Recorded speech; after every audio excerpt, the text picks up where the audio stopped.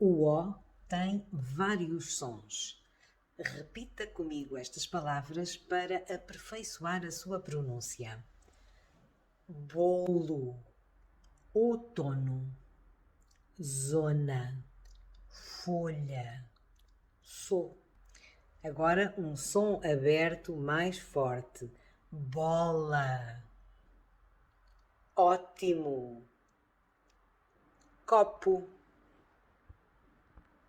norte, você.